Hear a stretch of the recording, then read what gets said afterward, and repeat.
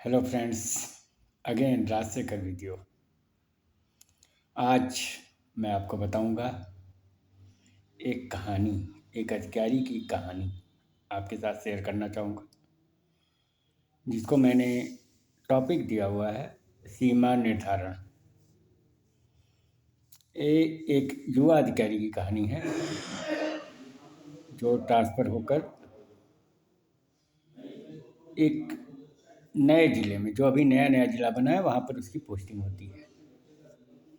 उसके पहले एक पुराने ज़िले में वो कार्य कर रहा होता है और वहाँ पे काफ़ी विसंगतियों का सामना करते हुए कई चीज़ों को सीखने का मौका मिलता है और उसे एक उम्मीद रहती है। उसने खुद उस ज़िले की डिमांड की थी अपने अधिकारियों से और उसको लगता है कि वो नए ज़िले में जाएगा तो वहाँ पर कुछ नया कर सकेगा और चैलेंजेस मिलेंगे और उनको फेस करेगा और एक नया मुकाम स्थापित करेगा। अब नए ज़िले में पोस्टिंग हो जाती है, एकदम नया ज़िला होता है जहाँ पर कलेक्ट्रेट भी किसी भवन में चल रहा होता है, हॉस्पिटल भी, डिस्ट्रिक्ट हॉस्पिटल भी सीएचसी कैंपस में चल रहा होता है, पुलिस लाइन किसी पुरानी बिल्डिंग में चल रहा होता है। वहाँ पे सारा सब कुछ अनऑर्गेनाइज था उस ज़िले में और चीज़ें चल रही थी, लगातार हो रही थी। बीच में एक वाक़या आता है कि वहाँ के माननीय विधायक जी, जो कि सरकार में मंत्री भी थे, उनसे उस अधिकारी का एक विवाद हो जाता है। विवाद इस तरह का है कि माननीय विधायक जी के निहित स्वार्थ से उस अधिकारी के कार्यों पर प्रभाव पड़ रहा था और उसने अपने उच्चाधिकारियों को इससे अवगत करा दिया और उच्चाधिकारियों ने उस मैटर को लीक कर दिया माननीय विधायक जी के सामने, क्योंकि उच्चाधिकारी और माननीय विधायक जी में सांठगांठ थी, जैसा कि नॉर्मली होता ही है। और वो अधिकारी, युवा अधिकारी, टारगेट में आ गया। उसे कई तरीके से परेशान किया जाने लगा, फ़ोन कई करके परेशान किया जाने लगा, अनर्गल आरोप लगाए जाने लगे उसके ऊपर। यहाँ तक तो ठीक था। एक दिन बात होती है कि उसके सबसे बड़े अधिकारी से, जो सचिवालय में थे, उनसे शिकायत की जाती है उस युवा अधिकारी की और माननीय मंत्री जी कहते हैं वरिष्ठतम अधिकारी से कि आपने वो जिस लड़के को भेजा हुआ है मेरे ज़िले में, वो किसी दिन चौराहे पर पड़ा होगा, बहुत ज़्यादा उछल रहा है। वरिष्ठतम अधिकारी को ये बात नागवार गुजरी। वो अपने जूनियर अधिकारियों को बहुत ज़्यादा प्रश्रय देते थे और उनके काम की तारीफ़ करते थे और एक अच्छे लीडर की पहचान होती है कि वो अपने जूनियर ऑफिसर्स को, जूनियर स्टाफ को तवज्जो दे। और वो उन वरिष्ठतम अधिकारी जो सर्वोच्च पद पर थे उस विभाग के, उनको इसके लिए वो कोटि कोटि बधाई के पात्र हैं। उन्होंने एक डिसीजन लिया, अपने मुख्यालय पहुंचते ही उन्होंने एक डिसीजन लिया कि उस युवा अधिकारी को मुख्यालय पर बुला लिया जाए, क्योंकि उसकी जान को खतरा है। जिस तरह की लैंग्वेज यूज की कि वो बहुत उछल रहा है, किसी दिन चौराहे पर पड़ा होगा, ये एक बहुत बड़ी बात थी और उस पर एक निर्णय लिया गया कि उस युवा अधिकारी को मुख्यालय बुला लिया जाए। और जैसे ही उस युवा अधिकारी को ईमेल किया जाता है कि you are hereby attach to headquarter, within 2 minutes वो युवा अधिकारी रिप्लाई करता है, okay sir, I will report tomorrow morning. क्योंकि वो युवा अधिकारी भी उस जिले से त्रस्त हो चुका था, चैलेंजेस एक्सेप्ट कर रहा था, हारा नहीं था, लेकिन कहीं ना कहीं एक त्रस्त था, इसलिए कि उसने खुद उस जिले का सिलेक्शन किया था कुछ उम्मीदों के साथ कि वहाँ पर कुछ कार्य करेगा, नया जिला है, नई चीज़ें हैं, नए तरीके से काम करने को मिलेगा, लेकिन वहाँ की लोकल पॉलिटिक्स से वो त्रस्त हो चुका था। और जैसे उसने रिप्लाई किया, मुख्यालय के सभी वरिष्ठ अधिकारियों को जैसे सांप सूंघ गया। उन्होंने कहा, एक कैसा लड़का है जो तुरंत विद इन 2 मिनट्स ईमेल जाते ही रिप्लाई कर रहा है।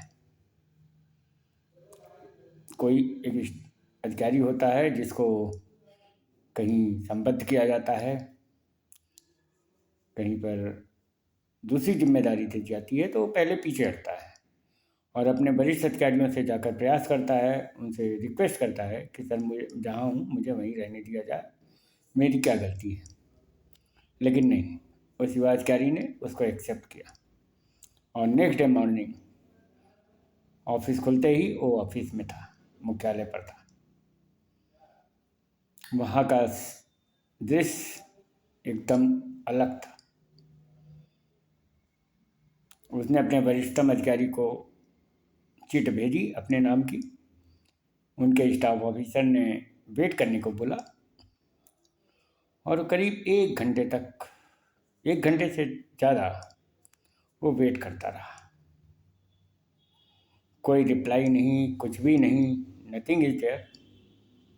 हाँ, इस बीच उसने अपनी ज्वाइनिंग वहाँ पर डिस्पैच में सबमिट कर दी। आते ही सबसे पहले उसने अपनी ज्वाइनिंग सबमिट कर दी और उसके बाद वरिष्ठतम अधिकारी का वेट करने लगा। इसके बाद का दृश्य क्या होता है कि वरिष्ठतम अधिकारी, उनका पद नाम नहीं बताया जा सकता, इसलिए मैं बार बार वरिष्ठतम अधिकारी की बात कर रहा हूँ। वो वरिष्ठतम अधिकारी अपने चैम्बर से बाहर निकलते हैं, उनके साथ 5-6 सीनियर ऑफिसर्स होते हैं और उनसे कहते हैं, आप इस लड़के को जानते हो, ये जो है? तो सारे अधिकारी कहते हैं, जी सर, ये उस जिले में है। कैसा लड़का है? सभी का जवाब आता है, सर बहुत मेहनती है और ईमानदार है।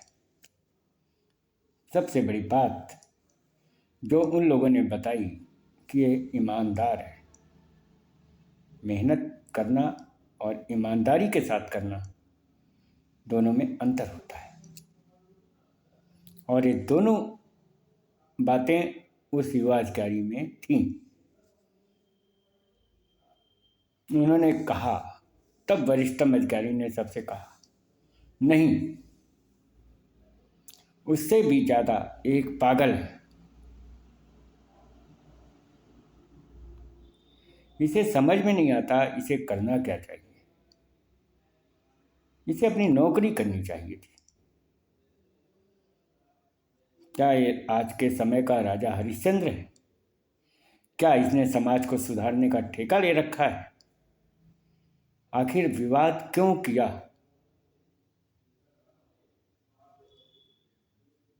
ऐसी क्यों जरूरत है? क्या तुमने ठेका ले रखा है? कहीं पर आग लगी है तो क्या तुम बुझाओगे? नहीं, ये तुम्हारा काम नहीं है। कहीं पर आग लगी है तो उसके लिए एक डिपार्टमेंट होता है, that is called fire brigade, अग्निशमन विभाग, उसको बुलाओ, वो आकर आग बुझाएगी।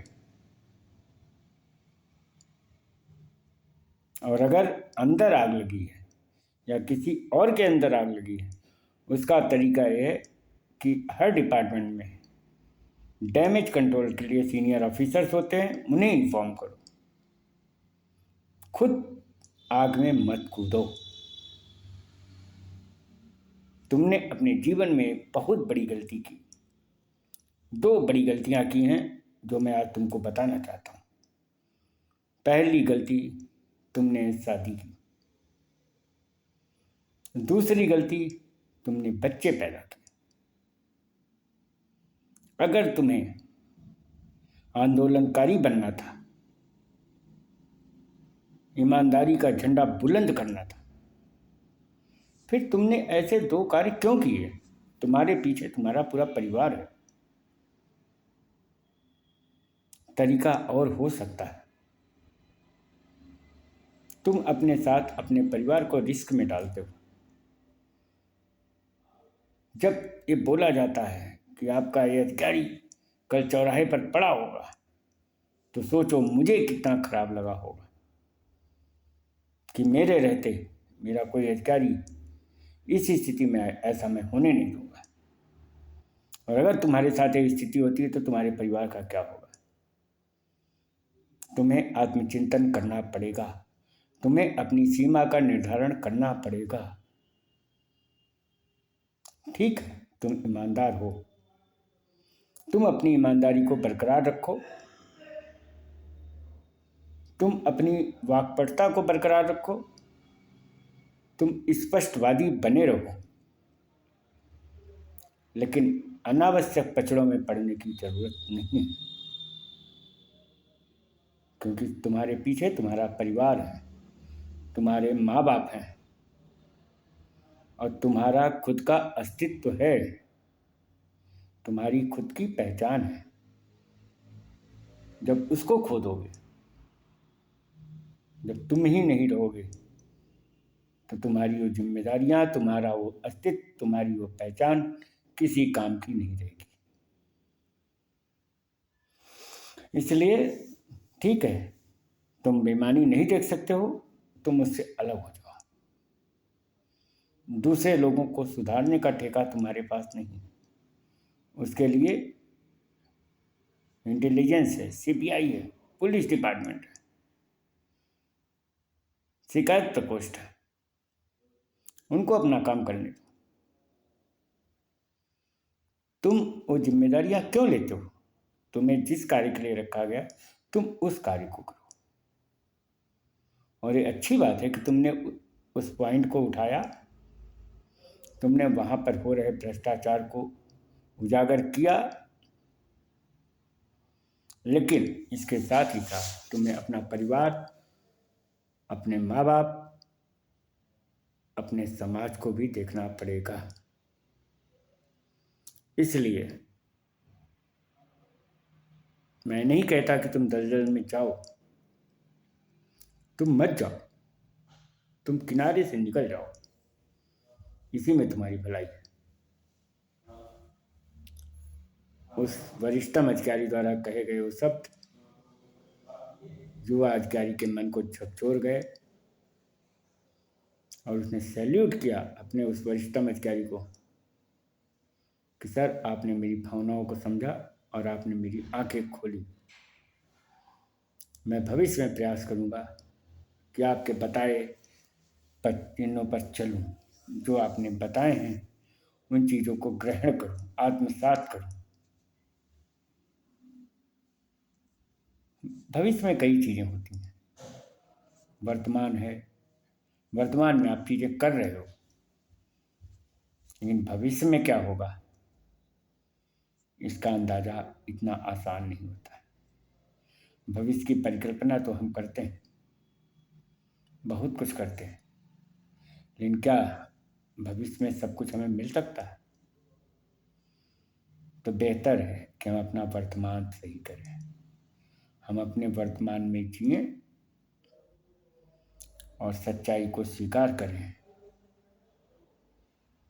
उस युवा अधिकारी के मन को थोड़ा सा पीड़ा हुई कि मैं तो अपना कार्य ईमानदारी से कर रहा था, फिर उन लोगों ने मेरे साथ ऐसा क्यों किया? उसका एक ही जवाब है, उन लोगों के निहितार्थ, निस्वार्थ थे, जो उस अधिकारी के विरोधाभास से, विरोध से कहीं न कहीं प्रभावित हो रहे थे।